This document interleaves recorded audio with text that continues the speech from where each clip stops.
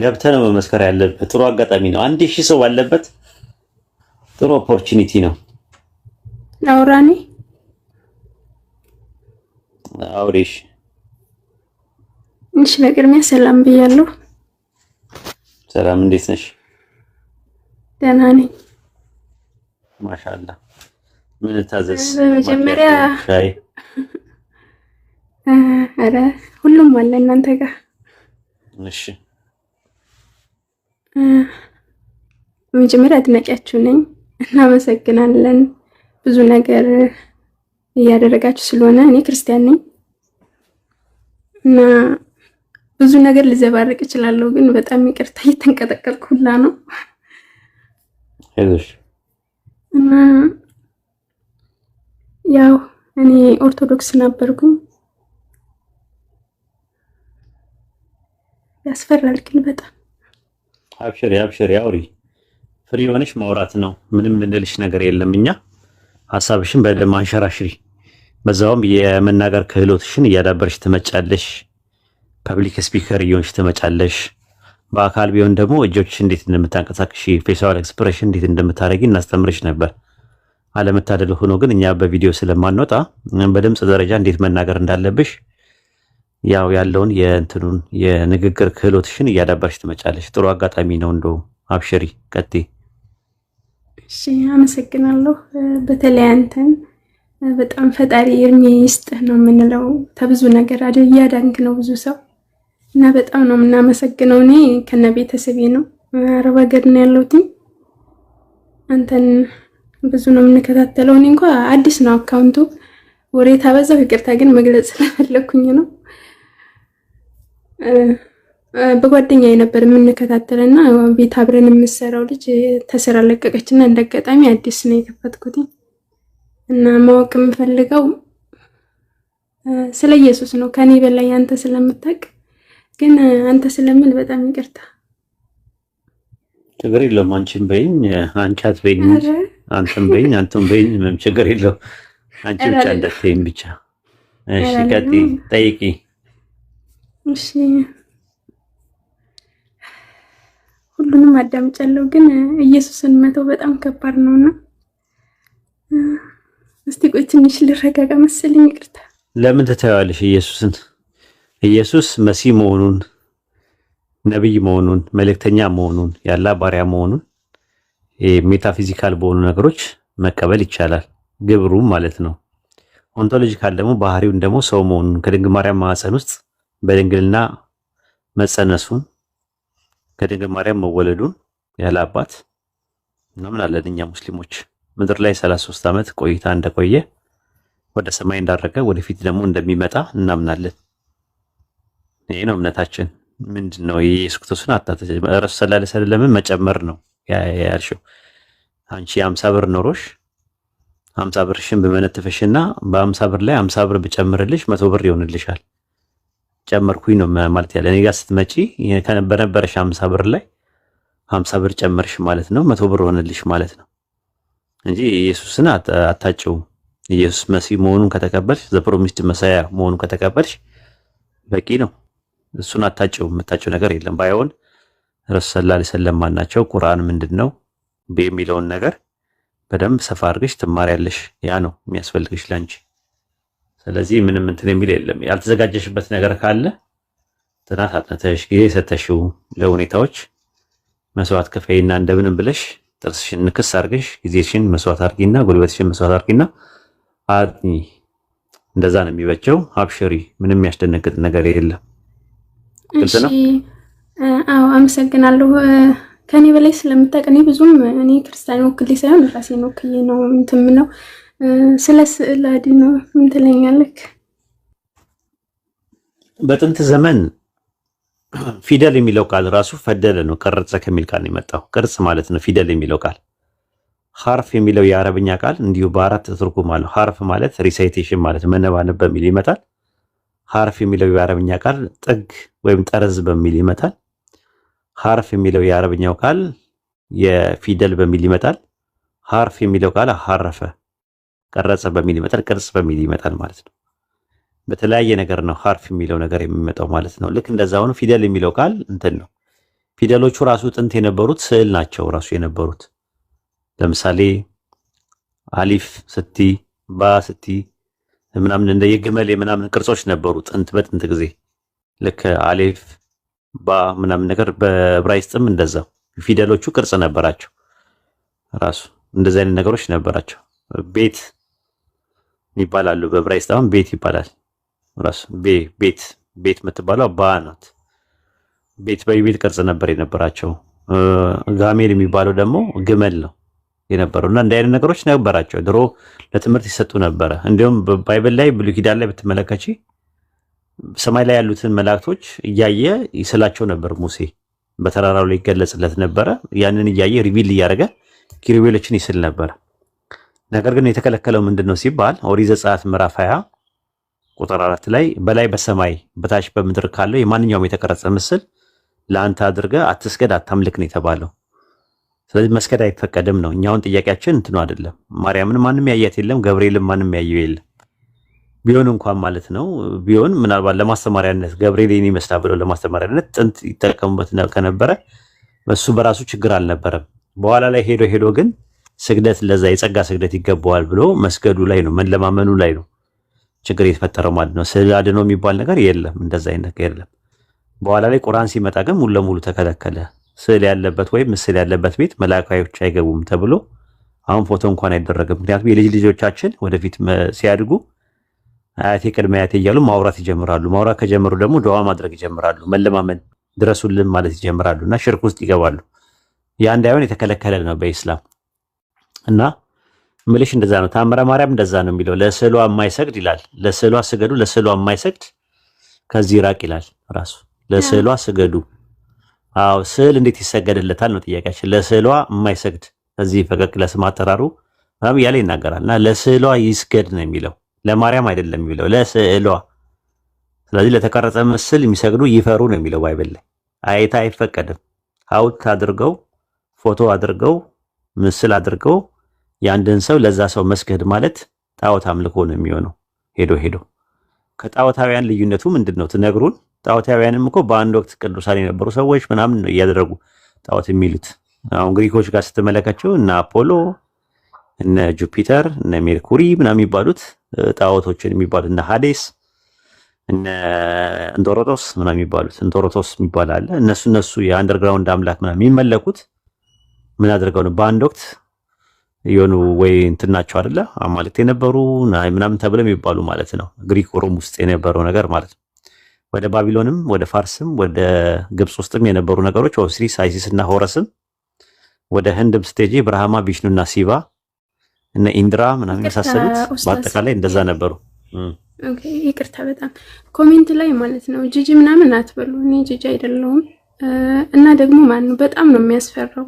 ሌላ ስታመልኩት የነበረውን አምላክ ትታችሁ መምጣት፣ ሌላ ጥያቄ መፍጠር፣ ራሳችሁ ላይ አምላካችሁን መጠራጠር በጣም ከባድ ነው እና ኮሜንት ላይ ጥሩ ነገር ብትናገሩ ሌሎችን ሰዎች ባትመልሱ ደስ ይላል። እኔ አሁን በጣም ብዙ ጊዜ ነው እንትን ያልኩት ማለት ነው። እንደዛ አትበሉ በፈጠራችሁ። የምር እኛ እውነትን ማወቅ እንፈልጋለን። ኮሜንት ይዘጋልሽ፣ ኮሜንት ይዘጋልሽ። ዝጉላት ከፈለሽ።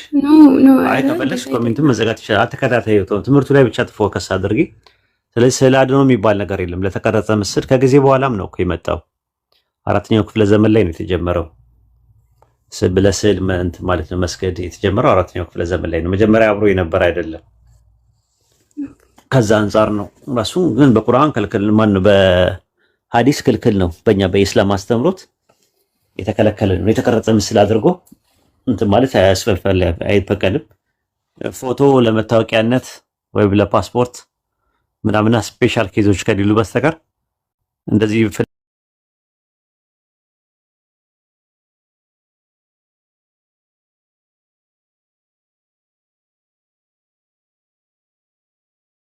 ስዕል አድኖ በዚህ መልኩ መረዳት ትችላለሽ።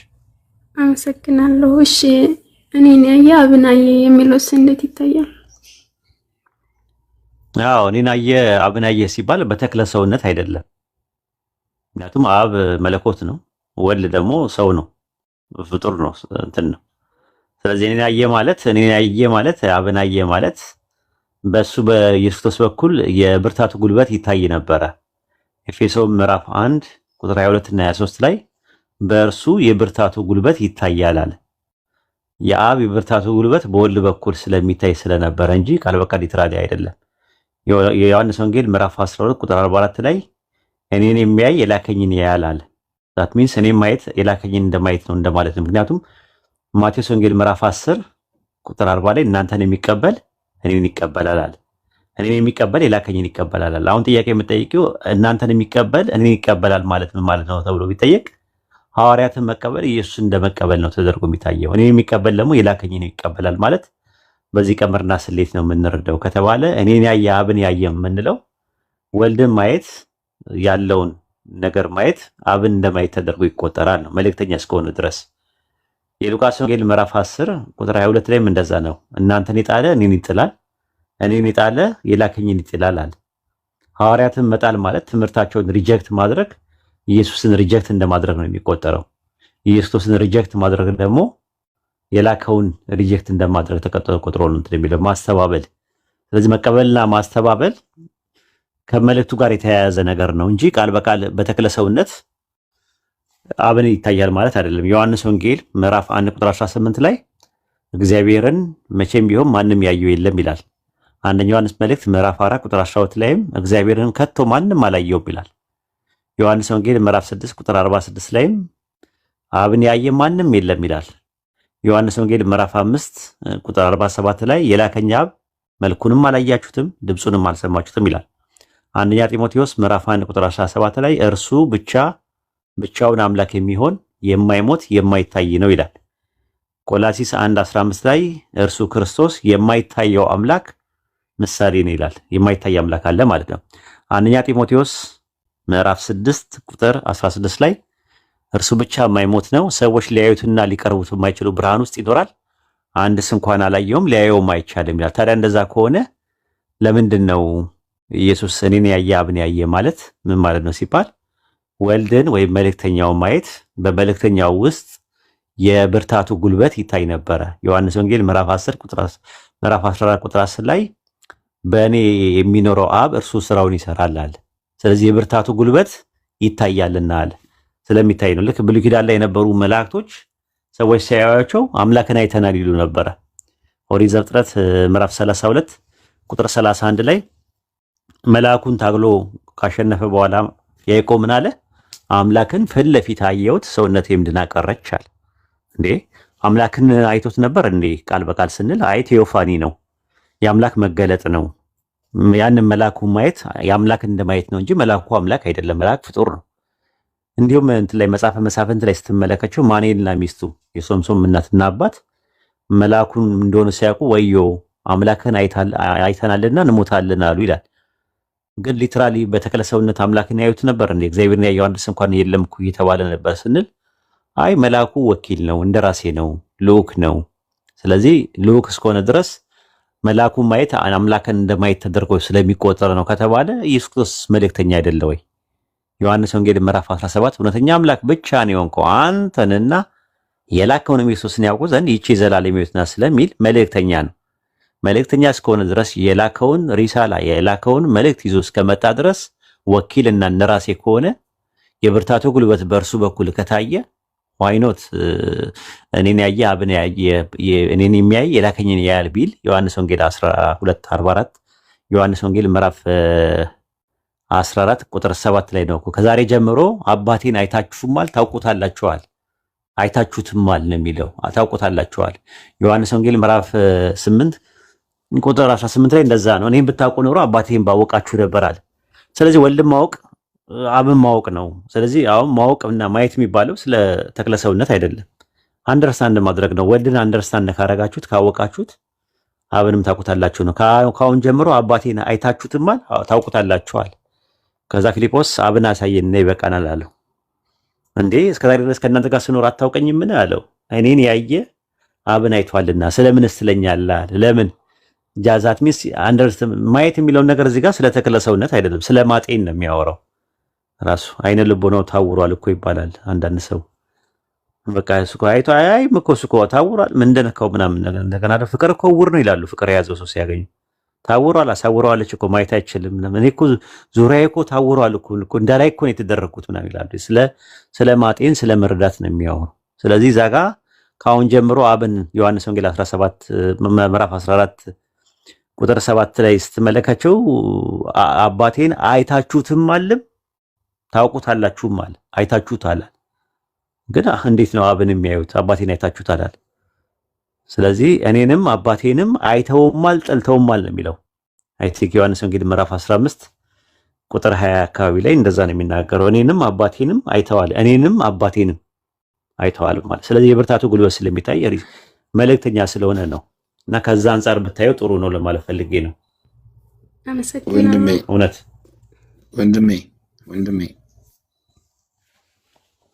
ወንድሜ በቃ እኔ ሻሃዳ ብቻ ሲዙኝና ልተኛ፣ ሻሃዳ ብቻ ሲዙኝና ልተኛ። ወንድሜ አምኛለሁ።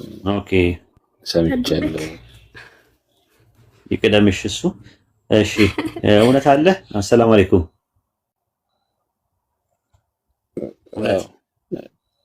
እውነት ነው የፈለኩት። ፒኬት አለ፣ ፒኬት አለ። ኢንሻአላህ። እሺ መኖር ነብሽ። ቆይ ትይዛለህ። ፒኬ አለ አንዴ ፒኬ ሻሃዳ የሚያስፈልገ ነው። አዎ ወንድሜ ሻሃዳ መተኛ ነው። እሺ ከዚህ በፊት ስለ እስልምና የምታውቀው ነገር አለ? አጠገቤ ሰፈሬ ጨርቆስ ነው። አጠገቤ ጀርመን መስጊድ ይባላል። ድንገት ከበኮ እዛ ጉምሩክ ጀርመን መስጊድ ይባላልና እሱን አዛን እሰማለሁ። አዛን እሰማለሁ። አንዳንድ ነገሮችን እሰማለሁ። ከሰዎች ጋር ከራከራለሁ ምናምን። ግን አሁን አንተ ስለወራህ አንተ ስለተናገርክ ሳይሆን አነባለሁ ትንሽ ከሰዎች ጋር ያለውን ነገር አይቼ ነው። ብቻ ዝም ብለህ ሻሃዳ መያዝ የምፈልገው ብራዘር። በቃ እሺ። ያው ከአላህ በስተቀር በሐቅ የሚመለክ አምላክ እንደሌለ ታውቃለህ አይደለ? እና ረሱል ሰለላሁ ዐለይሂ ወሰለም የአላህ መልእክተኛ መሆናቸውን ቁርአን ያለ ንግግር መሆኑን ታምናለህ? ሳይንስ ራሱ ይናገራል። አረጋግጫለሁ፣ አምናለሁ ወንድሜ። እሺ በቃ እኔ የምለውን ተከትለኝ ትላለህ ማለት ነው። እሺ አሽሃዱ አላ ኢላሃ ኢላላህ ወአሽሃዱ አነ ሙሐመድን አብዱሁ ወረሱሉሁ ከአላህ በስተቀር በሐቅ የሚመለክ አምላክ የለም። ሙሐመድም የእርሱ ባሪያና መልእክተኛ ነው። ማሻአላህ አላሁ አክበር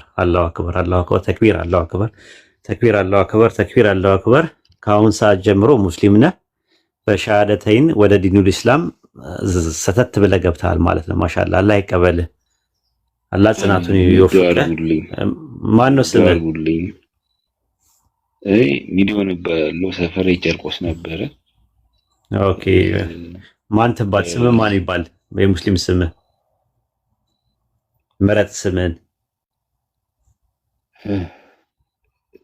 በእኔ ምርጫ ይሆናል እንደኔ በአንተ ምርጫም ከፈለክ እኛም ልናወጣለን እንችላለን። ግን ያው ከሙስሊሞች ጋር የምትግባባበት የሙስሊም ስም ቢኖር ጥሩ ነው። ሚሊዮን የሚለው ስም ግን መታወቂያ ላይ አትቀይረው። ምንም ሐራም አይደለም። ሚሊዮን አላህ ሚሊዮን ያርጋ። አሁንም አሚን። ግን ይቅር በለኝና አንድ የሞተ አሁን የለም ሞቷል። አንድ ረጅም ዓመት ነው። አንድ ወንድም ነበረኝ ኢማኑ ይባላል። አባቴ ሙስሊም ነው፣ እናቴ ኦርቶዶክስ ነች። ስከተል የነበረው የእናቴን እምነት ነው። ግን በቃ አባቴ ያወጣለት ኢማኑ የሚባል ልጅ አለ። ኢማኑ ቢሆን ደስ ይለኛል። እሺ ደስ እንዳለ ኢማኑ። እኔ ስሙ ራሱ አዲስ ነው የሆነብኝ። ኢማን የሚለው ብዙ ጊዜ ለሴቶች ነው የምንጠቀምበትና ኢማኑ እኮ ኢማኑ ማለት ያው እንትንም ነው። ችግር የለም። አንተ ከወደድከው ማሻአላ ጥሩ ስም ነው። እኔም ወድጄልሃለሁ፣ አጽድቅልሃል። ካሁን በኋላ ኢማኑ ነው የምትባለው ኢንሻአላህ። አሚን። ቃል ላይ ቀበልህ፣ በርታ። የኛ ልጆች የላችሁም? ያ ጀማ እስቲ ከታች ያላችሁ ግቡ። እነ ቢንት እነ የኛ ልጆች የላችሁም? እነ ሀዊ የኛ ልጆች እባካችሁ አንዳንድ አሳዩኝ የምትረከቡት በቴሌግራም ግሩፕ። በዚህ አጋጣሚ ወንድሜ እሺ ሳፖርት የሚያገኝ እፈልጋለሁ። ማለት የፋይናንሻል ምናምን ችግር የለብኝም። ፋይናንሻል በትምህርት ችግር የለውም። ያው ገብቼ መማር መስገድ አላህ ኧረ እንትን የለም። ለምነን ነው የምናስተምረህ። ለምነን እሱም ብቻ ነው ለምነን፣ እኛ ለምነን ነው የምናስተምረህ። አንተ ስለማስተማር ትፈልጋለህ። እኛ ራሳችን በደንብ ፎሎ አፕ አድርገን ምናምን። ቢንት ትታያለች እዚህ ጋር ከላይ ያለችው በትልቁ ላድርግልህ። እቺ ትታያለች ቢንት ሙስሊም የምትለዋ። በቃ እሷ ጋር ፎሎ ተደራረጉ። ቢንት አሰላም አለይኩም። አሰላም አለይኩም፣ እንዴት ነሽ? ወራህመቱላሂ ወበረካቱ። ኡስታዜ ከእሷ ጋር ኮንታክት አድርጋት፣ ታስገባሃለች ግሩፕ ላይ። እሺ በቃ በርታ። ምን ማድረግ እንዳለብህ ምናምን ነገር ያስተምረዋል። እዛ ስትገባ በደንብ ትማራለህ። የሰላት አሰጋገዶችን ምን ማድረግ እንዳለብህ ሙሉ ትምህርቱ ስላለ እዛ መቅራትም ከፈለክ ምንም በቃ እገዛ በደንብ እንደሚያግዙ። እሺ እኔ የምፈልገው መስገድ መስገን አሁን ካለበት መውጣት ነው የምፈልገው። አሁን ያለበት አልዋሽም። እኔ አሁን ጥሩ ነገር ውስጥ አይደለም ያለው። ከዚህ ውስጥ በጣም መውጣት መናገር አይጠበቅም።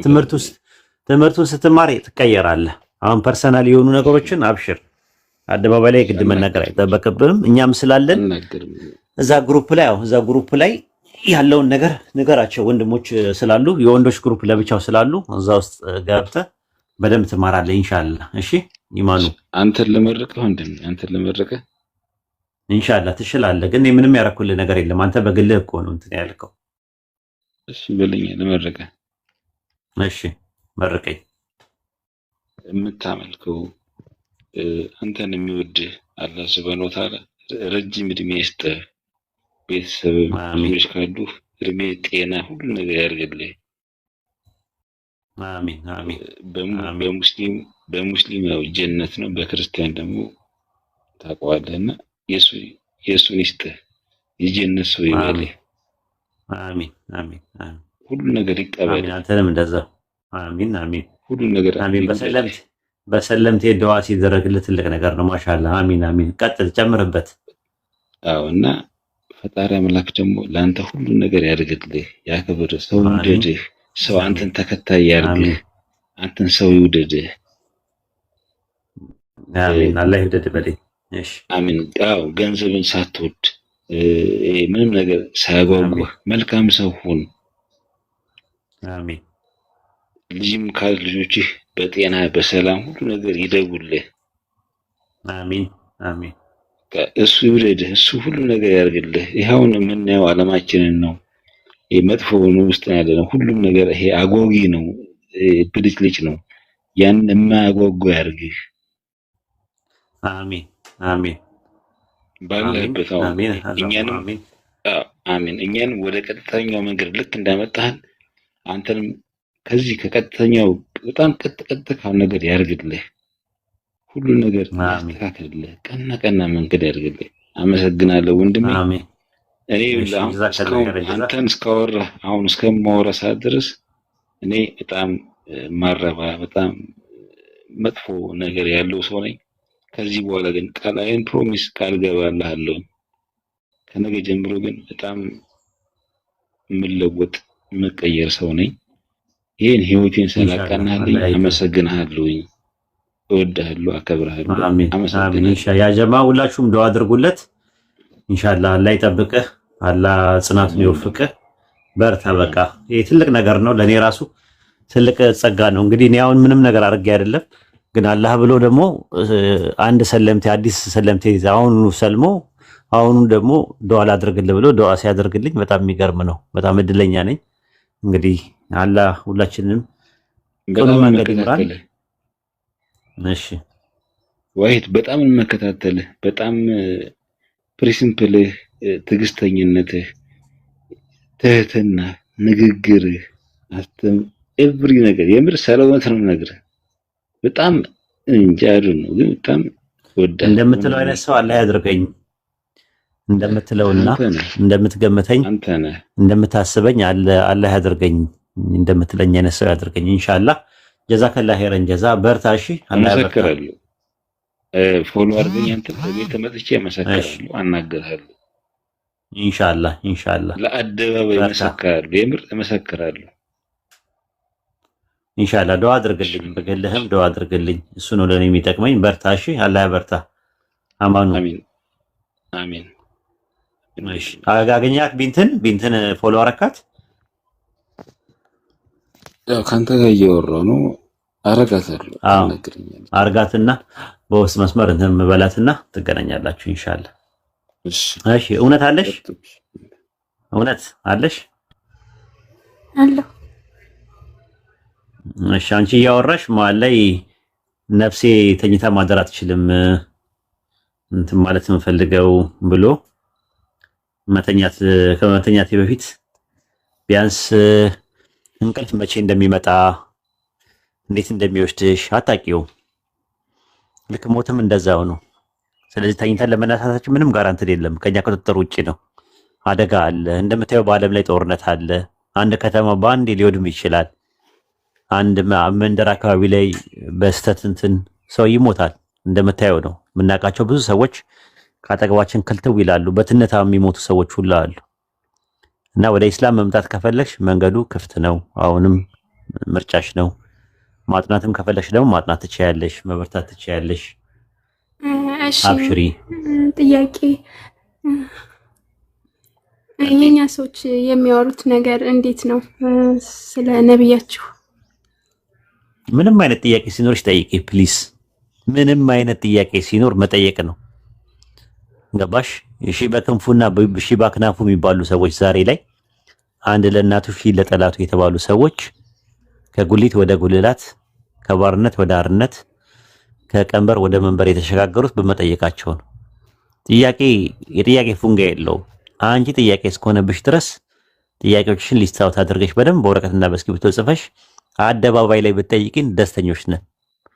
ስለዚህ ጥያቄ ካለሽ ጠይቂ። አንድ 3 ጥያቄዎችን ላስተናግድሽና ጥያቄዎች እነዚህ ናቸው ካልሽ ይበቃኛል። አይ ካልሽ ደግሞ ሌላ ቀን ደግሞ በሌላ ጊዜ ስንገናኝ ኢንሻአላህ ሌሎችን ጥያቄዎች ትጠይቂናለሽ ማለት ነውና ጥያቄሽን አቅርቢ። እሺ አመሰግናለሁ። ሌላ ጊዜ እመጣለሁ። እሺ አሁን ጥያቄ የለሽም ለጊዜው? እኔ ስለ ነብያችሁ ማወቅ ፈልጌ ነበር። ጠይቂና ጠይቂ። በነብዩ ሰለላሁ ዐለይሂ ወሰለም ዙሪያ ጥያቄ ካለሽ መጠየቅ ነው፣ እኛ ምን መልስልሻለን። እሺ እኛ ጋር እንደሚባለው ያው ግን ይቅርታ ለቃሉ ሰይጣን ተገልጦላችሁ ነው ምናምን እያሉ ነው የሚያስተምሩና እሱ እንዴት ይታያል?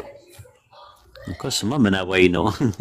መረጃ ሲኖር ነው። ራሱ አላህ ነው ጅብሪልን ልኮ በጅብሪል አማካኝነት ነው ቁርአን የመጣውና ቁርአን እንደው የሰይጣን ቃል ቢሆን ኖሮ እንደው ብታዩ ጥሩ ነበር። ንግግሩ የአላህ ንግግር ነው። የዓለማቱ ጌታ አላህ ነው የሚናገረው። የቁርአን ተናጋሪ ሰማይና ምድርን በመካከላቸው ያለን ሁሉ የፈጠረው የዓለማቱ ጌታ አላህ እሱ ነው የሚናገረው። የእሱ ንግግር ነው ያለው ቁርአን። እሱ ነው መልእክተኛው መልአኩን ልኮ በመልአኩ አማካኝነት ቁርአንን የሚናገረው ማለት። ቁርአን ያላህ ንግግር ነው። ከአደም ጀምሮ የነበሩትን ነቢያቶች ሲልክ የነበረው ጥንትም ጀምሮ ኢየሱስን የላከ ሐዋርያቶቹን ኢየሱስ ክርስቶስ እንዲመለምል ያደረገ አንድ አምላክ የአብርሃም የይስሐቅ የያዕቆብ አምላክ የምንለው ከጥንት ጀምሮ ሲመለክ የነበር አንድ አምላክ መላእክቶችን የፈጠረ ፍጡራን በአጠቃላይ የፈጠረ ፍጥረት ዓለምን ካለመኖር ወደ መኖር ያመጣ ፍጥረትን ብቻውን የሚያስተናብር ሕግጋትን ያወጣ ይሄ ነገር ፈርድ ነው፣ ይሄ ነገር ሙስታብ ነው፣ ይሄ ነገር ሐላል ነው፣ ይሄ ነገር መክሩህ ነው፣ ይሄ ነገር ሐራም ነው ብሎ ሕግጋትን የሰጠን የቂያማ ቀንም ደግሞ በዚህ በሰጠን ምክንያት ወሮታና አጸፌታ ምንዳና ትሩፋት ስርጉትና ትርሲት የሚከፍል አምላክ ነው ያለን። ይሄ አንድ አምላክ በአንድነቱ ላይ ሁለትነት ሶስትነት የሌለበት፣ በሕያውነቱ ላይ ሞት የሌለበት፣ በአምላክነቱ ላይ ሰውነት የሌለበት፣ በጥበቃው ላይ እንቅልፍ የሌለበት፣ በኃያልነቱ ላይ ድካም የሌለበት፣ በጌትነቱ ላይ ባርነት የሌለበት ነው። ይሄ የአምልኮ ሀቅ የሚገባው የፈጠረኝ እሱ ብቻ ነው ብለሽ ምትዩ ይሄ አንድ አምላክ ነው፣ የእሱ ንግግር ነው ቁርአን። ከዛ በኋላ ደግሞ እሳቸው ደግሞ መልእክተኛ ናቸው። በእሳቸው አማካኝነት ቁርአን ስለመጣ መልእክተኛ ናቸው ብለን ልጇን ሲመሰክር ያየሽው ከአላህ በስተቀር በሀቅ የሚመለክ አምላክ የለም ብሎ ሲናገር የአምልኮ ሀቅ እሱ ነው የሚገባው፣ የፈጠረኝ እሱ ነው። በሱጁድ ግንባሬን ከመሬት ላይ አናስነክቼ ለዚህ ለፈጣሪ ልስገድለት፣ ላምልከው፣ የአምልኮ ሀቅ እሱ ነው የሚገባው፣ አምልኮ የሚገባው እሱ ነው ብሎ ነው ቃል የገባው። ከዛ ረሱል ሰለላሁ ዐለይሂ ወሰለም ደግሞ የእርሱ መልእክተኛ ናቸው። ቁርአን በእሳቸው አማካኝነት ነው ወደኛ የተላለፈው፣ መልእክተኛ ናቸው እሳቸው ብሎ በቃ መቀበል ነው።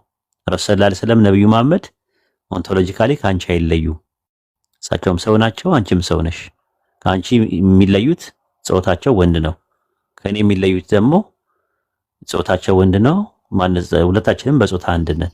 ከአንቺ ሜታፊዚካሊ ነው ልዩነታችን፣ ከአንቺም ከኔ የሚለዩት በግብር ይለያሉ። እሳቸውም ነብይ ናቸው፣ መልእክተኛ ናቸው፣ የአላህ ባሪያ ናቸው።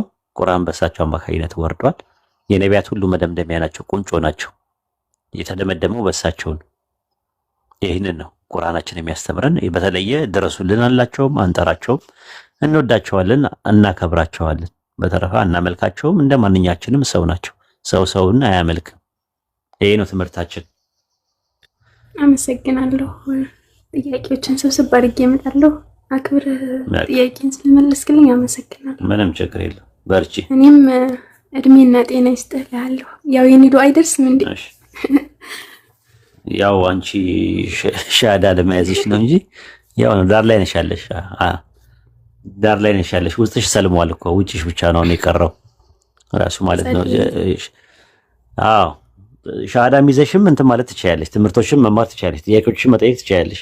ጥያቄ አያልቅም። ጥያቄ ሲኖር መልስ አለ፣ መልስ ሲኖር እውቀት አለ። አሁን ለምሳሌ አንቺ ባህር ላይ ይሄን ባህር በአጠቃላይ ብሰጥሽ ሁሉንም ነው ጨልፈሽ መጣጭው ባህሩን በአንድ ጊዜ ወይስ ለጥማትሽ የሚያስፈልግሽ ነው መጣጭው? አይ ለጥማት የሚያስፈልገኝ። ለጥማትሽ። እርሻ ደግሞ የሆነ ቦታ ቢሰጥሽ እርሻውን በአጠቃላይ ቀጠፌ ልብላት ያለሽ እንዴ? ነው ለራብሽ ማስታገሻ የሚሆንሽ ነገር ነው የምታገኘው። ለራብሽ ማስታገሻ የሚሆንሽ ማለት ነው። እንደገና ደግሞ ጠዋት ላይ ፀሐይ ስትወጣ የፀሐይ ብርሃን ሙሉ ለሙሉ ነው የምትጠቀሚ ወይስ ለማየት የሚጠቅምሽን ነገር ነው የምትወስጂው? እንጂ ፀሐይ ሙሉ ለሙሉ ብታያት አይንሽ አይልሽም ማለት እውነት ነው። በቃ ልክ እንደዛ ማለት እውቀት የሚባለውን ነገር አያልቅም። ዛሬ ስፖንታኔስ ኦቨርናይት በአንድ ምሽት ውስጥ የሰው ልጅ ያውቃል ማለት። መሰረታዊ እውቀትሽ ምንድነው? ወደ ጀነት የሚያስገባው ላኢላሃ ኢለላህ የሚለውን ገመድ ከያሽ በኋላ የፈለግሽውን ጥያቄ እየጠየቅሽ መማር ትችያለሽ። ትምህርት አለ። እንደ ዳገት የሚያዳግት እንደ ቁልቁለት የሚያሽቆለቁል የሚባል ጥያቄ የለም። የጥያቄ ፉንጋ የለውም። እህል ቅጠል ላይ የሚባል ጥያቄ የለውም። ስለዚህ ጥያቄ እስካለ ድረስ መልስ አለ። መልስ ሲኖር ደግሞ እውቀት አለ። አጠይቁ አይልም እስልምና። ጠይቃችሁ መልሱን ተረታችሁ ወደ ውሳኔ እንድትሄዱ ነው የሚፈልገው። ስለዚህ ጥያቄ ሲኖርሽ በደንብ ጻፍጽፈሽ ይዘሽ ነይ። አይ ዛሬ ማታ መተኛት አልችልም ካልሽ ሻዳ መያዝ ትችያለሽ። አይ መቆየት እንፈልጋለሁ ካልሽ ደግሞ አላህ ደግሞ ይረዳሻል። አብሽሪ፣ እንደኛ አይደለም። እኛ ነን የምንቸኩለው። እኛ እንድትድኚ ምናምን ስለምንፈልግ እንዳትጠፊብን ስለምንፈልግ ሻዳ ብትይዝልን ደስ ይለናል። ግን ካልሆነ ደግሞ አይኔ ካላህ ጋር ያልጨረስኩት ነገር አለ ካልሽ ደግሞ ባንቺና በአላህ መካከል ወይም ባንቺና በጌታሽ መካከል የሚያልቅ ነው። ሂዳያ በአላህ እጅ ነው። እኛ ስለምንመኝልሽ ጥሩ ነገር ነው። እሺ እሺ፣ አመሰግናለሁ። እሺ ደህና ደሪ። ጥያቄ ከሌለሽ ምንም ችግር የለም። አትጥፊ። ሌላ ቀን ነይ እረፍት አድርጊው። እሺ ግን አስተያየት ልስጥ። የምር በኮሜንት እንትን አትበሉ፣ አበረታቱ እንጂ ከላይ እንደዚህ ነው አትበሉ። ያስፈራል በጣም። ለዛ ነው ኮሜንት ለምን ተከታተያለሽ? እኔ እኮ ሳወራውን ኮሜንት አልከታተልም አላይም እኮ። ያው እኔ ስለማንነገር ያለው አዎ እንዴ ማዳመጥ ነው። እኔ በሆን እንዳንቺ ማዳመጥ ነው ማረገው። ሪቴንሽን ኦፍ ኖሌጅ 10% በማንበብ 20% በማዳመጥ 30% በማየት ነው የሚመጡት። 40% ደግሞ በማየትና በመስማት ነው። በጣም ይገባል። ኢፌክቲቭ አለ። እኔ አሁን አንቺን ሳወራሽ ከስር ኮሜንት አያላይም። ከአንቺ ጋር ነኝ ያለሁት። ቀልቤ ምንድነው ጥያቄዋ ምን ነበር የሚለውን ጥያቄ ሴቲንግ እና ፕሎት ውስጥ ገብቼ ነው እየተጫወትኩት ያለሁት። ስለዚህ አሁን አንቺ እንደዛ አታደርጊ። ኮሜንት አትከታተይ። ኮሜንት እረፍት ላለው ሰው ነው፣ ለሚያዳምጥ ሰው ማዳመጥ ነው። ኮሜንት ማካየሽማ ጥሩ አይደለም ራሱ ማለት ነው። እንትንሽንም እንትን ይችላልና አዎ ደግሞ የተለያዩ ሰዎች ነው ባህሪያችን አይታወቅም። ከስር ያሉ ሰዎች ማለት ነው የተለያዩ ሰዎች ነው ያሉት ማለት ነው። ኩኮዎች አሉ እኛ ጋር፣ ጠሾች አሉ እኛ ጋር፣ የተለያዩ ናቸው ያሉት። ራስ ንቅሎች አሉ፣ አስተዋዮች አሉ፣ አላህን የሚፈሩ ሰዎች አሉ፣ ባለጌዎችም አሉ ማለት ነው። አናውቀውም። ገበያው ብዙ ነው። የሚመጣው ሰው ማን ማን እንደሆነም አናውቃቸውም። ስለዚህ ከስር ያለውን ነገር በተናገረ ቁጥር የት ታውቂያቸዋለሽ? ምን ይሁኑ ማንነታቸው የት ታውቂያቸዋለሽ? ስለዚህ ከስር ያለው ሰው ታዳሚ ነው። ታዳሚ ደግሞ ያንን መቆጣጠር የሚችሉት ደግሞ እንትሎች ናቸው፣ አድሚኖች ናቸው። እሺ ኮርኒሱን ቀለም እናስቀምጣለሁ። ጸልዩልኝ። ኢንሻአላህ አላህ ያበርተሽ። ኮርኒሱን ቀለም አስቀብተን እሱን እያየች እንድታወራ እናደርጋለን። ታዲያስ ቀላል እናደርጋለን እንዴ? እሺ ኡስታዝ ጀዛከላ ኸይር። አንድ ሰው አለ መሰለኝ የላከ ሬነርም ሳናቀለው ኔትወርክ እያስቸገረው ነው መሰለኝ። እኔ ጋር መግሪብ እንትን ብሏል። ልስገድ በዚህ ሉጣ ደስ ብሎኛል። ሬነር ትሰማለህ? ቀጥል።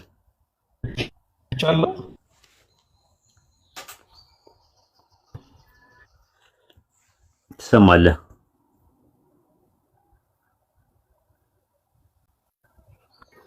ሰማለሁ ያ ትሰማለህ? ያ ሰማለሁ። በቀልና ኩኩ ምንድነው ልዩነቱ? ሲሉ ነበረ። ልዩነቱ ታውቀዋለህ? ጃቢር ደውለውብኝ ነው የወጣሁት። እንትን አስወጣኝ ኔት። በጣም አመሰግናለሁ። አላህ ይስጥልኝ። አላህ እድሜን ያርዝመው። ከአንተ ብዙ ነው የተማርኩት።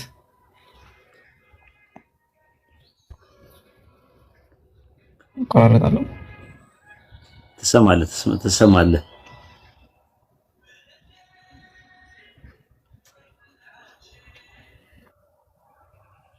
ኔትወርክ በጣም ስለሚያስቸግረው አይ ቲንክ ውጪ የሆኑ ነው እያናገረ ያለው ኡስታዝ። ችግር የለውም። ነገ ማውራት እንችላለን። ቀን ላይ ጃቢር ስለሚከፍት ነገ ይምጣና እናወራለን ማለት ነው። እኔ ምስጋና የሚገባኝም አይደለም። ብዙ የለፋው እንደውም ጃቢር ነው። ክሬዲቱን መውሰድ ያለባቸው ከጃቢርና ፒኬ ናቸው። እኔ ያወራው ሁለቴ ወይ ሶስቴ ብቻ ነው።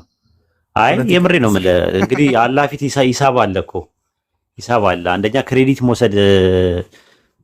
ለመውሰድ አይደለም እዚህ እንመጣ፣ አጅሩን ሁላችንም እናገኛለን። ግን ዋናው ነገር ሰዎች የለፉ ሰዎች አሉ በዛ ዙሪያ ላይ በጣም እንደዋ ሊያደርግላቸው ይገባል። በጣም እንትን የሚባሉ ማለት ነውና ከዛ አንፃር ነው ኢንሻአላህ እኔ በቁጥር ቀን ያገኘሁት ያችን እንግዲህ እንደ እንትን አይቷት ነው እንግዲህ አሁንም ሊያመሰግን የመጣው ማለት ነው። ኢንሻአላህ ዱዓ እንዲያደርግልን ንገረው፣ ዱዓ አድርግለት።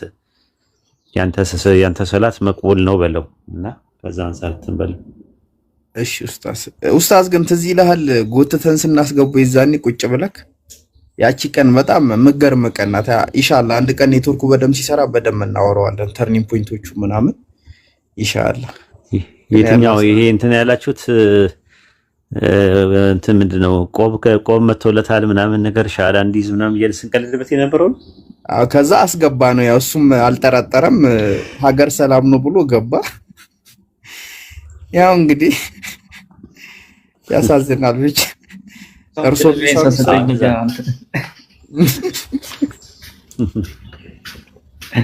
እንደዛ ነው እኮ ብለናል እኮ ራሱ ክርስቲያኖች። አሁንም መድገም እንችላለን፣ መድገም እችላለሁ። ደጋግሜ ነው የምነግራችሁ። እስልምና ጋር መታችሁ እስልምናን ከነካካችሁት ሁለት እድል ነው ያላችሁ። አንዱ መስለም ነው፣ ሌላው መጨለል ነው። ከሁለት አንዱ ነው የሚሆነው። ሁለቱም ሊሆን አይችልም። በሁለቱም መካከል ላይ ምናልባት የሚሆነው ጉዞ ላይ መንገድ ላይ እያላችሁ ናችሁ ያላችሁት። ከሁለቱም ማለት ያልሰለማችሁ ያልጨለላችሁ ሰዎች ካላችሁ መንገድ ላይ ናችሁ ያላችሁት ልሰልሙ። ካልሆነ ግን መጨለል ነው ራሱ። ሲጨልሉ ሰዎች እናያቸዋለን፣ ሲያብዱ እናያቸዋለን፣ ወይ ደግሞ በቃ ሲሳደቡ እናያቸዋለን፣ ወይ የሆነ ነገር በቃ ራሳቸውን የሆነ ሰዓት ላይ ብን ብለው ሲጠፉታቸዋለን። ሁለት አማራጭ ነው ያላችሁ፣ ወይ መስለም ወይ መጨለል። እስልምና አካባቢ ላይ እኔ እየተናገርኩ ያለሁት ማንኛውም ሰው አይደለም እየተናገርኩ ያለሁት። ወደ እስላም መጥቶ እስልምናን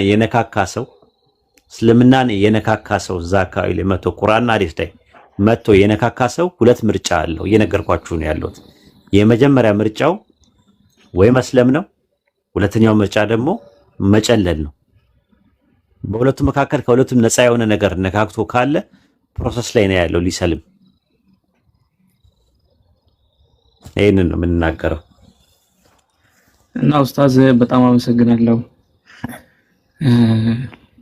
እኔ ዱአ አደርግልሃለሁ እውነት አንተ ኢንሻአላህ ኢንሻአላህ።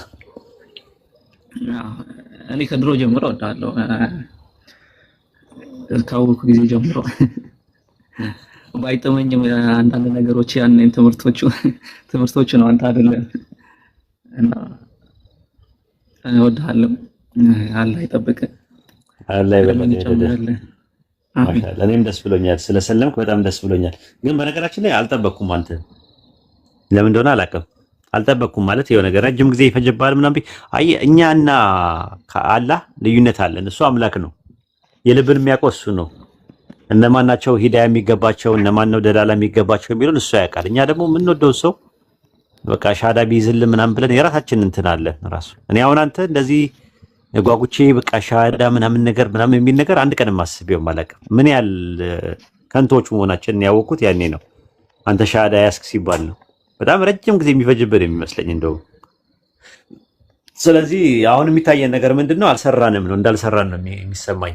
ብዙ ነገሮች መስራት እንዳለብን ብዙ ማስተማር እንዳለብን ነው እየተረዳው ያለሁትና ከዛ አንፃር ነው እንግዲህ በርታ፣ አላህ ጽናቱን ይስጥ።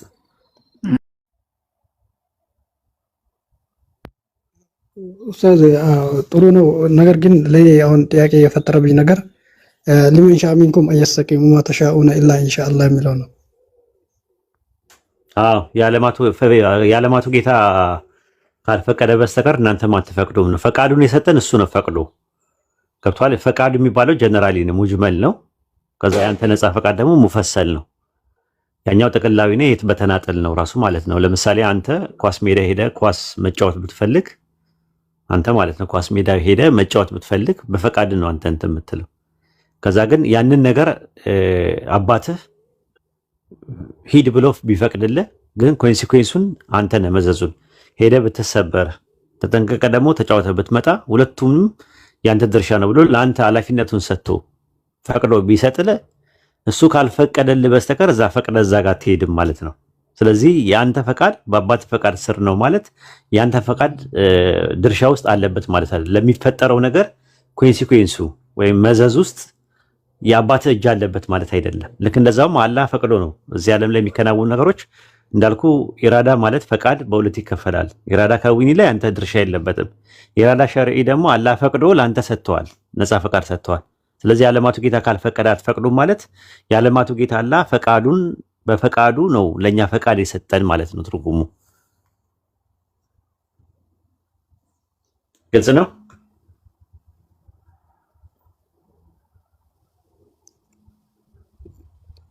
አላህ ካልፈለገ ደግሞ እንትን እኔ እስላም ወደ ሂዳያ መግባት አልገባም ማለት ነው አይደለ?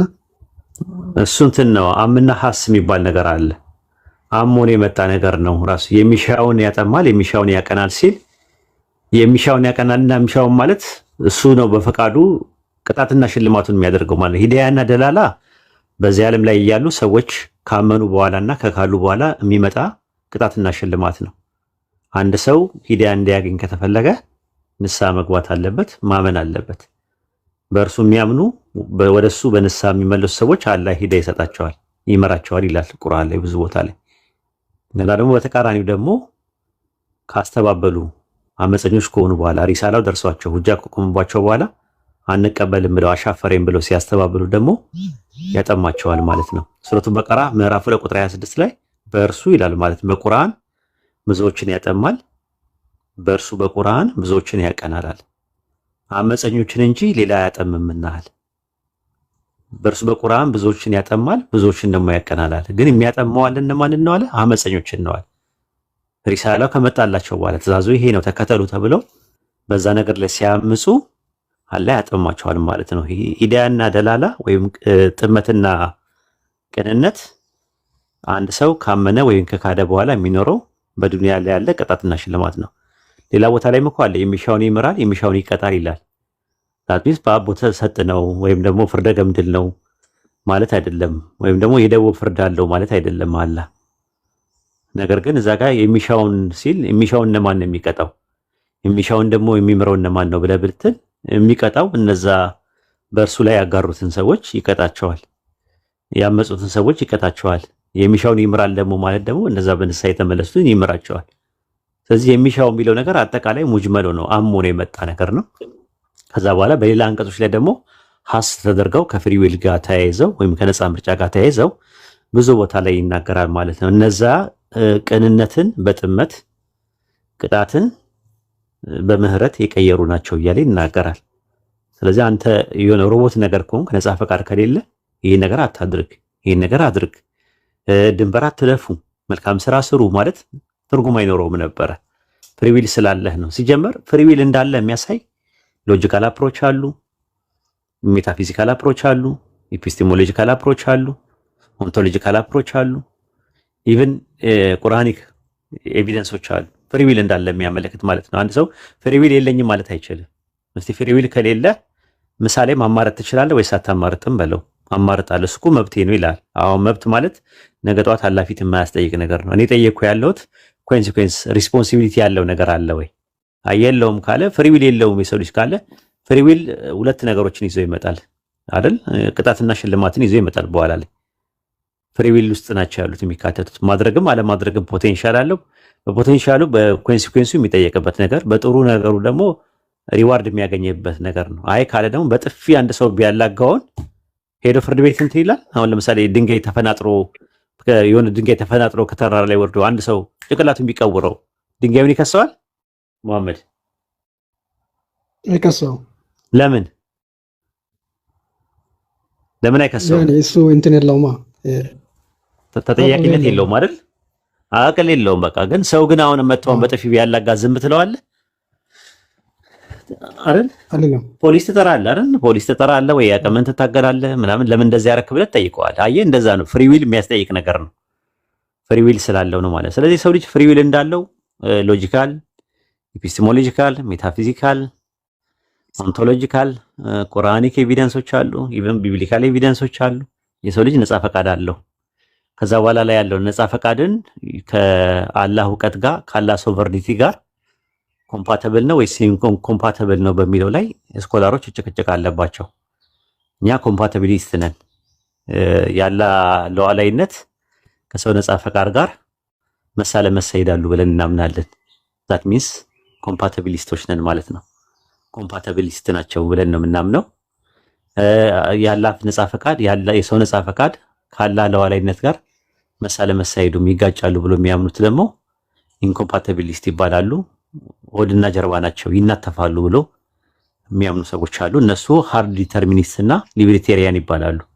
ሊብሬቴሪያን ጭራሹኑ ፈጣሪ ምንም የሚያውቀው ነገር የለም፣ አንድ ነገር ሀፕን ከማድረጉ በፊት ምንም ነገር አያውቅም ይላሉ። ሊብሬቴሪያን ይባላሉ በስኮላሮች ደረጃ። በፕሮቴስታንቱ ዓለም ውስጥ ምንም ነገር የሚያውቅ የለውም የሚባሉ ደግሞ ኦፕንነስ ቴዎሎጂ ይባላሉ። ኦፕን ቴስ የሚባሉ አሉ ማለት ነው። በእኛ ደግሞ ምን ይባላሉ? ቀድርያዎች ይባላሉ። ማነው ጀብርያዎች ይባላሉ። ማነው ቀድርያዎች ይባላሉ። ቀድርያዎች የሚባሉት ምንድናቸው? በቃ ፍሪ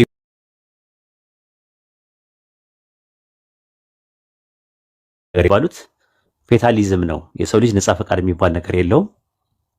አላህ ሁሉን ነገር ወስኖበታል።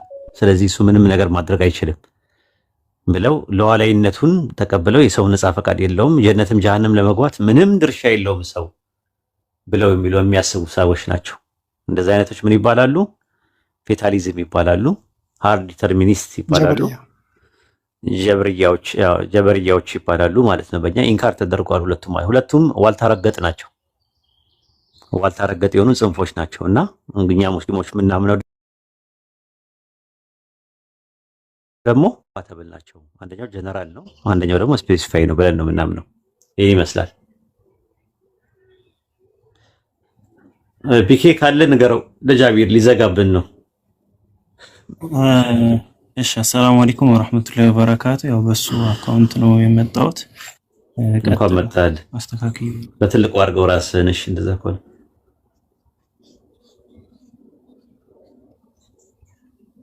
ግልጽ ነው። መሐመድ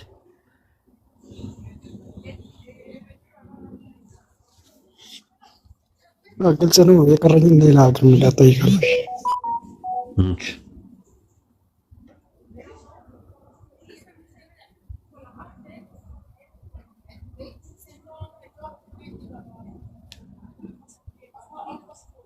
ጥያቄ ያላችሁ መቀጠል ትችላላችሁ።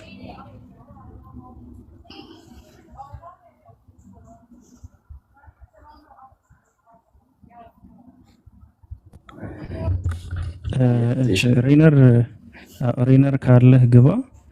ሌላ ጥያቄ ያለው ሰው ካለ ይግባ። ኤላ ሙስሊም ነው? ማን ነው ያስገባው? ኤላ አለ?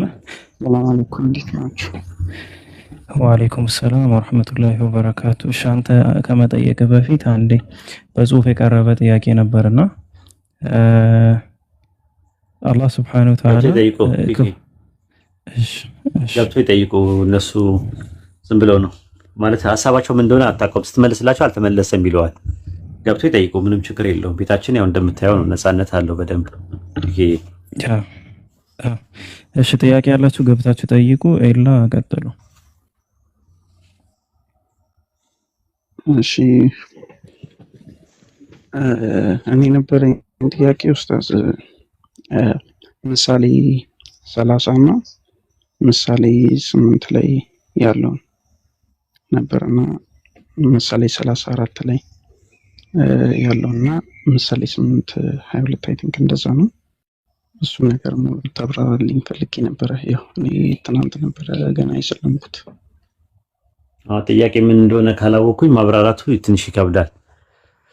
ጥያቄ ምንድነው? መጽሐፈ ምሳሌ ምዕራፍ 30 ቁጥር ወደ ሰማይ የወጣና የወረደ ማን ነው ምናምን የሚለው ነው?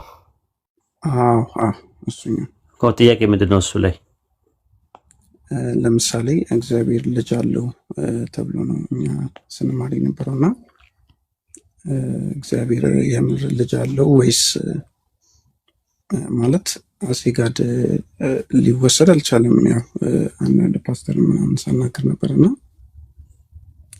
እንደ ጋድም ሳይወስደው ከዛ በኋላ ያው ብዙ ነገር ተከራክረ ነበርና ትንሽ ኋላ ላይ ቆይቶ ልጁ ነው በሚለው ነገር ነው እነዚህን ጥቅሶች ጠቅሶ ሲነግረኝ ነበር።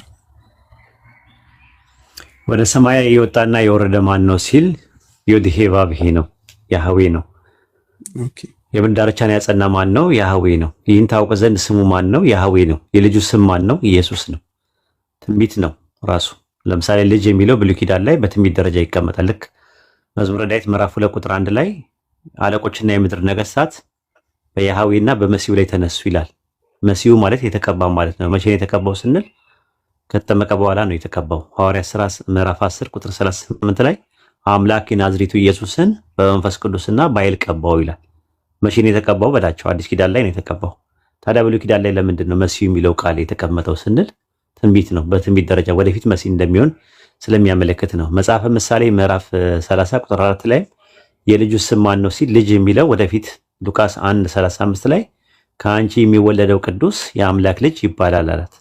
ድንግል ማርያም ማኅፀን ውስጥ በመንፈስ ቅዱስ አማካኝነት ፕሮሰስ አድርጎ ኬሚካል ሪአክሽን እና ሜካኒካል ፈንክሽን አድርጎ የመጣው ሕፃን የአምላክ ልጅ ተብሏል ማለት ነው። ሁለተኛ ሳሙኤል ምዕራፍ 7 ቁጥር 12 ላይ እንደዛ ነው። አንተ በአንቀላፋ ጊዜ ከሆድ የሚወጣ ዘርህን አስነሳለዋል። ዘር አየህ፣ ዘር ኦንቶሎጂካሊ የባህሪ ጉዳይ ነው። ፍጡር ነው ራሱ። እኔ አባት ሆነዋለሁ እርሱም ልጅ ይሆነኛል አለ። ያ ነገር የተከሰተው በአዲስ ኪዳን ላይ ነው። ዕብራውያን ምዕራፍ 1 ቁጥር 5 ላይም እግዚአብሔርም አለኝ አንተ ልጄ ነህ እኔ ዛሬ ወለድኩ ይላል። መዝሙረ ዳዊት ምዕራፍ 2 ቁጥር 7 ላይ ያለውን ጥቅስ ጠቅሶና አጣቅሶ በአዲስ ኪዳን ላይ ዛሬ በዳዊት ከተማ መድኃኒት ተወልዶላቸዋል ይላል። የሉቃስ ወንጌል ምዕራፍ 2 ቁጥር 11 ላይ። ስለዚህ ልጅ የሚለው ነገር ብሉይ ኪዳን ላይ ስለጠቀሰ ያኔ በልጅነት ደረጃ ነበረ የሚለውን ሳይሆን የሚያሳየው ወደፊት ያለውን ነገር የሚያሳይ ነው። ለምን መዝሙረ ዳዊት ምዕራፍ 2 ቁጥር 1 ላይ መሲህ ተብሏል። ግን ያኔ ግን መሲህ አልነበረም። ኢየሱስ መሲህ የሆነው መቼ ነው? አዲስ ኪዳን ላይ ነው። ተጠምቆ ሲቀባል ነው ራሱ። ዕብራውያን ምዕራፍ 1 ቁጥር 9 ላይ እግዚአብሔር አምላክ ከባልንጀሮቹ ይልቅ በደስታ ዘይት ይቀባል። የሉቃስ ወንጌል ምዕራፍ 4 ቁጥር 17 ላይ የጌታ መንፈስ በእኔ ላይ ነው ለድሆች ወንጌል ይሰብክ ዘንድ ቀብቶኛልና አለ። የተቀባ ነው። መቼ ነው የተቀባው ብለህ ብትል በአዲስ ኪዳን ነው። ብሉይ ኪዳን ላይ ተቀብቷል እንዴ? አልተቀባም። ታዲያ መሺያህ የሚለው የዕብራይስጥ ቃልና መሺያህ የሚለው የዕብራይስጥ ቃልና የክርስቶስ የሚለው የግሪክ ሰብጀንት ቃል ለምንድን ነው መዝሙረ ዳዊት 2:1 ላይ የወጣው ሲባል ትንቢት ነው። እዛው ላይ 2:11 ላይም እንደዛ ነው። እንዳይቆጣ ልጁን ሳሙት ይላል። ይህንን ነው ከዛ አንፃር ነው። ምናልባት ልጅ የተባለው ነገር ኦንቶሎጂካል ነው ወይስ አናሎጂካል ነው በሚለው ላይ ከፈለክ ሉቃስ ምዕራፍ 3 ቁጥር 38 ላይ አዳም የአምላክ ልጅ ተብሏል። ምን ማለት ነው የአምላክ ልጅ ሲባል? ያለ እናት ያለ አባት የፈጠረው ነው። ኢዮብ ምዕራፍ 38 ቁጥር 7 ላይ መላእክት የእግዚአብሔር ልጆች ተብለዋል። ለምን ተባሉ ሲባል ያለ እናት ያለ አባት ስለፈጠራቸው ነው። ስለ ኢየሱስ ምን ለማለት ይቻላል ስንል የሉቃስ ወንጌል ምዕራፍ 1 ቁጥር 35 ላይ ከአንቺ የሚወለደው ቅዱስ የአምላክ ልጅ ይባላል። የሚወለደው የሚለው የግሪከኛው ቃል ጌኖማይ ነው የሚለው የሚሆነው ማለት ነው። ድንግል ማርያም ማኅፀን ውስጥ ፕሮሰስ አድርጎ የሆነው የማኅፀኗ ፍሬ የሉቃስ ወንጌል ምዕራፍ 1 ቁጥር 43 ላይ እንደዛ ነው የሚለው። አንቺ የተባረክሽ ነሽ፣ የማኅፀንሽ ፍሬ የተባረከ ነው። ያ ፍሬ ያ እንቁላል ያ ኤክሴል ያለ ስፐርም ሴል ያለ ዘራ ብሲ ያለ ወንድ ዘር ፈርቲላይዝ እንዲያደርግ አድርጎታል ፈጣሪ። ይችላል ሁን በሚለው ቃል ይችላል በመንፈስ ቅዱስ አማካኝነት። ለዛ ነው ሉቃስ 1:48 ላይ ምን አለች? እርሱ ብርቱ የሆነው በእኔ ታላቅ ስራን አድርጓልና አለች። ምን አደረገ? ድንግል ማርያም ማኅፀን ውስጥ የድንግል ማርያምን እንቁላል ሰው ማድረግ ችሏል። የሚገርም ነው፣ አሜዚንግ ነው። ለዛ ነው ኢሳይያስ 49 ቁጥር 5 ላይ እንደዛ ነው ከማኅፀን የሰራኝ ያለ ከማኅፀን የሰራኝ እግዚአብሔር እንዲህ ይላል። ማኅፀን ውስጥ የሰራኝ ግዕዙ የፈጠረኝ ነው የሚለው።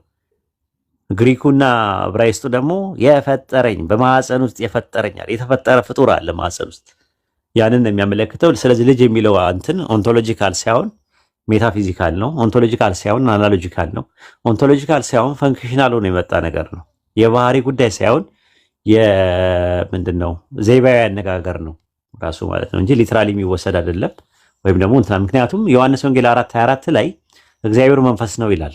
መንፈስ ነው ማለት ምን ማለት ነው ስንል ረቂቅና ምጡቅ ነው፣ መለኮት ነው። መለኮት የማይታይ የማይዳሰስ የማይጨበጥ ረቂቅ ማለት ነው። መለኮት ማለት ሁሉን ነገር የሚሰማ ማለት ነው።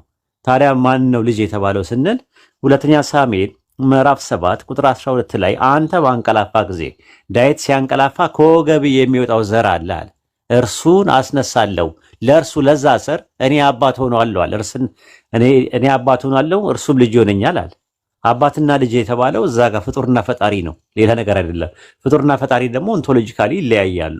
ከዛ አንጻር ነው መዝሙረ ዳዊት ምዕራፍ 131 ቁጥር 11 ላይ እግዚአብሔር ለዳዊት ማለ አይጸጸትም፣ ከወደ ፍሬ በዙፋን ላይ ያስቀምጣለሁ አለ። ከወደ ፍሬ ከአንተ አብራክ ውስጥ የሚወጣ አለ፣ እሱን በዙፋን ላይ ያስቀምጣለሁ አለ።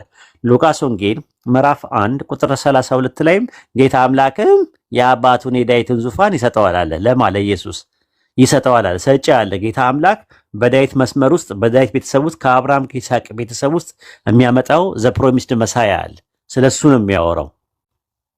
ይሄ ይመስላል። ኦኬ፣ አመሰግናለሁ በጣም ቴንክ ዩ ኡስታዝ። ፒኬ አለ ፒኬ አለ ኡስታዝ። መጀመር የምትፈልገው ነገር ካለ ጨምር ከፈለክ። አይ እኔ ምንም የምጨምረው ነገር የለም፣ ራሴ እየተማርኩኝ ነበረ። ቀጥሉ ኢንሻአላህ። እንትኑ ምንድነው እንትን ላለው ምንድነው ኃላፊነትን ይወስዳለሁ። ሀያትን አድሚን አድርጋት፣ ትጠቅማቸዋለች በጣም። እኔ ጋር በጣም ትሰራልኝ እሷ ናት። እኔ ጋርም ኢብራሂም ጋር ትሰራለች። አይ ቲንክ እንትን በላት፣ ተነጋገሩና ከፈለክ እንትን በለው ከፈራ ተነስተዋል መሰለኝ። አውጃ ተነስተዋል መሰል። እኔ እንጃ ተነስቶ አይቸው ነበረ። ካለ እጃ ሀያትን ሞዴሬተር አድርጋት። አንዳንድ አሳይኝ ሀያት ትጠቅማቸዋለች። እና ሰላም ብለን ደግሞ እሺ። ሰላም አለይኩም ወራህመቱላህ። ኡስታዝ እንዴት ኖት? ሰላም ነህ? እንዴት ነህ? አለው። እንኳን ደህና መጡ። እንኳን ደህና ቆየኝ። እስቲ እንትን አንገብጋቢውን ሬነርን ሰላም ይበሉትና እንገባለን ወደ መጥቷል። ቆይ መጀመሪያ በደንብ እንትን ብዬ ነው አብላልቼ ነው እንትን ብለው እንደ ዩራኒየም ሞተር ያመጣው ነገር አይደለ። ሞተር አሙቄ ምናምን ነው። ሀያ ትጠቅማለች። እንግዲህ ጨርስ። ትጠቅማለች፣ የምር ትጠቅማለች። ሌላም ሰው ቢሆን አንስተን ቢሆን ትጠቅማለች። አድርጋት። እኔ ቤት እና አላወኳትም። ኢብራሂም ጋር ከስራ አንዳንድ ጻፊለት እና እንትን ይበልሽ። ከዛ ወደ ሬነር ትላለህ ማለት ነው። ሬነር ነው ስሙ፣ ሬነር ነው። ሬነር ረያን ሆነ እንትን ኤልያስ ሰላም አለይኩም። ማታ ነው እሱም ሻዳ ያዘው